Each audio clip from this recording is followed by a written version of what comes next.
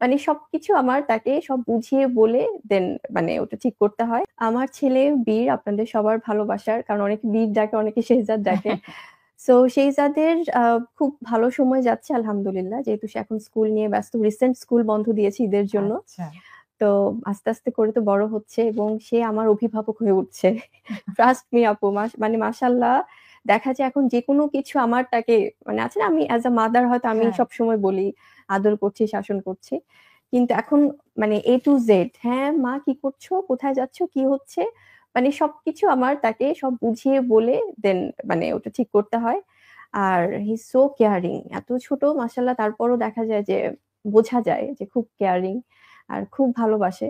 সবাইকে মিলেমিশে দেখা যায় একটু দুষ্টুমি করলেও হয়তো আবার মাঝে, মাঝে চুপচাপ থাকছে। সো অনেক কিছু মিলেই আসলে ওর সময়টা কাটছে। খুব ভালো লাগে। বাহ!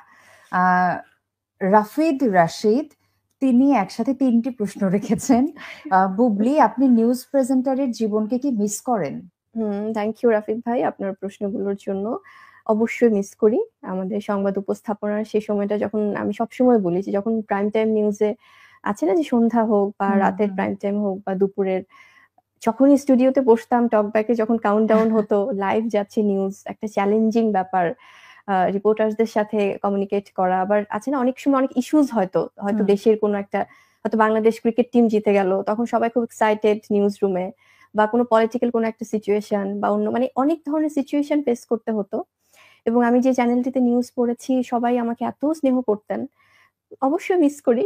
কিন্তু কিছু করার নেই। এট আ টাইম তো দুটো প্রফেশন ক্যারি করা যায় না। তো সেক্ষেত্রে ফিল্মে এসে আপনাদের তো ভালোবাসা পাচ্ছি। কারণ নিউজের আলাদা তো একটা দর্শক হুম, আছে। হুম। প্রচুর ভালোবাসা পেয়েছি। এখনো অনেকে আ জানায় কোথাও দেখা হলে যে, "আপু আপনার নিউজ পড়াটা খুব মিস করি।"